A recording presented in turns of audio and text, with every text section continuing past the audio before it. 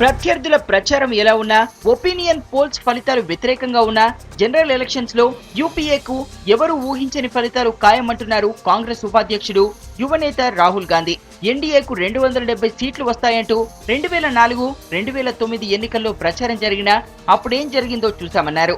ఈసారి అదే రిపీట్ అవుతుందన్నారు రాహుల్. कुछ दिन पहले मुझे मेरे दोस्त ने एक ओपिनियन पोल भेजा, उसमें लिखा था 270 सीटें एनडीए को मिलेंगी। तो मैंने कहा ऐसे ओपिनियन पोल तो मैंने देखे हैं। तो 2004 का ओपिनियन पोल कह रहा था 270 सीट, 2009 का कह रहा था 270 सीट, 2014 का कह रहा है। तो मुझे लगता है कि आंकड़े निकलने दीजिए, फिर देखते हैं। 10 ఏళ్ల యూపీఏ పాలనపై సహజంగానే ప్రభుత్వ వ్యతిరేకత ఉంటుందని అంగీకరించారు రాహుల్. కానీ ఎన్డీఏ పాలన కంటే యూపీఏ హయాంలో ప్రజల ఆర్థిక స్థితి మెరుగుపడిందని స్పష్టం చేశారు ఆయన. 10 साल छोटा समय नहीं होता है, लंबा समय होता है। एंटी इनकम्बेंसी थोड़ी होती है और है।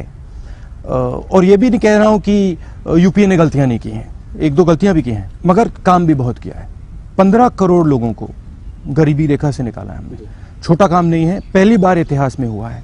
अगर आप हमारे समय को देखें, बीजेपी के समय को देखें, बहुत तेज रफ्तार यूपीए के समय हुई आर्थिक प्रगति। उनकी राजनीति चुने हुए लोगों की राजनीति। इंडिया शाइनिंग की बात करते हैं, कहते हैं भाई 2-3 लोगों का फायदा हो जाए, बाकी लोग देखते रह जाएं। हमारी राजनीति सबको एक साथ ले जाने की राजनीति। నిర్మాణ రంగంలో పెట్టిన పెట్టుబడులతో భారీగా ఉద్యోగాలు వచ్చాయని చెప్పారు రాహుల్. ఇటు పేదల జీవన స్థాయిని యూపీఏ మెరుగుపరిచిందని, మహిళలకు ప్రత్యేక గుర్తింపు తెచ్చిందని అన్నారు.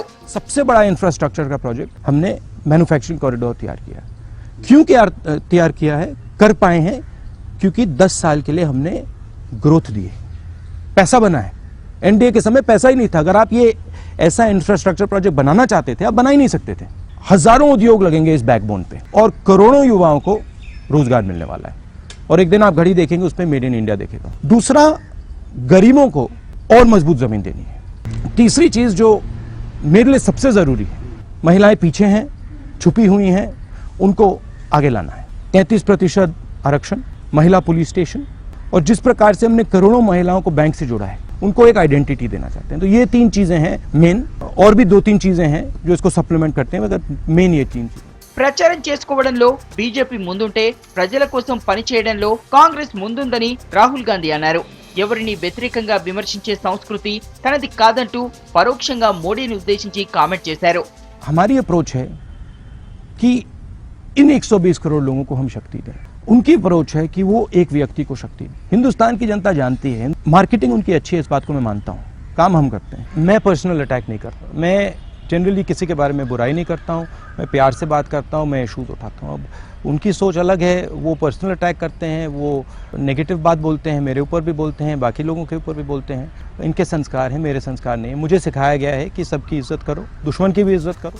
ఎంపీలందరూ ఎన్నుకుంటే ప్రధాని పదవి స్వీకరించేందుకు ఎలాంటి అభ్యంతరం లేదన్నారు రాహుల్. मैंने 2-3 बार बोला है कि अगर मेंबर्स ऑफ पार्लियामेंट कहें कि मुझे प्रधानमंत्री बनना है तो मैं ज़रूर करूँगा। मैं सोचता हूँ कि अगर एमपीज कहें 100% करूँगा। పెళ్లి మాట ఎత్తగానే కాంగ్రెస్ యువనేత సిగ్గుపడ్డారు. తగిన అమ్మాయి దొరకగానే పెళ్లి చేసుకుంటానన్నారు. सही लड़की मिलेगी, शादी हो जाएगी। काम में फंसा हुआ हूँ, देखते हैं। యువతకు సంపూర్ణ మద్దతు అందించే దిశగా ప్రభుత్వాలు ప్రయత్నించాల్సిన సమయం వచ్చిందన్నారు రాహుల్. इस देश में जो शक्ति है उसको खोला नहीं जा रहा है, बंद पड़ी है। उसको सिस्टम सपोर्ट नहीं करता है, उसको सिस्टम दबाता है।